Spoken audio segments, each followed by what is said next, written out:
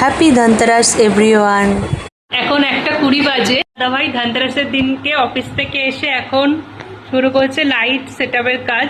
কি ভাবি আজকের দিনটা তো দেরিই হয় বলো, কত রাত করে এলে। প্রত্যেক বছর আমাদের তো আজকে বড় দিন, কাজটাও বেশি থাকে।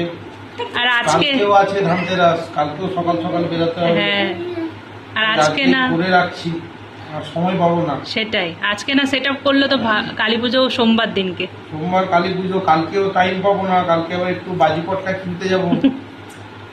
তাই আজকে রাতে এসে অফিস থেকে এসে সেই কখন সকালে বেরিয়েছে, আবার রাতে এসেছে, এখন এসে এই সেটআপগুলো করছে। এখন লাইট টেস্ট করা চলছে, তাই তো ভাবি? এগুলো অনেকদিন লাগে বলো। আসামে হ্যাঁ, মিনিমাম 5 বছর তো হতে যাচ্ছে বলো। 5 বছর হয়ে, এই বছরটা নিয়ে 5 বছর হলো। কতদিন ধরে লাইটগুলো কিন্তু ভালো বলো, এতদিন ধরে চলছে। এইটা তো মানে আমি কিনেছিলাম সেই অনলাইন থেকে, আসামে যখন ছিল। একটাই খালি জ্বলছে না, ওটাই দেখছি। কোনটা জ্বলছে না? ওই ফুল যেগুলো। আচ্ছা, ফুলটা জ্বলছে না, ওটা জ্বলবে, ওর উপরও লুজ আছে।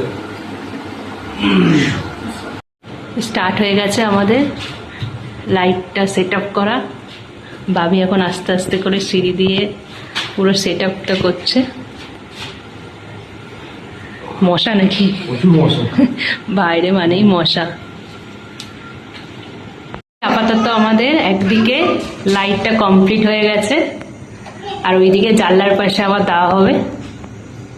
হেভি লাগছে দেখতে বাইরেটা, আর টুনি লাইট দিলে তো ঘরটা সাধারণত আরো সুন্দর হয়ে যায়, আলোয় আলোকিত। আর এই কালী পুজোর দিনগুলোই তো আলোকিত হয়ে থাকবে চারিদিক বলো।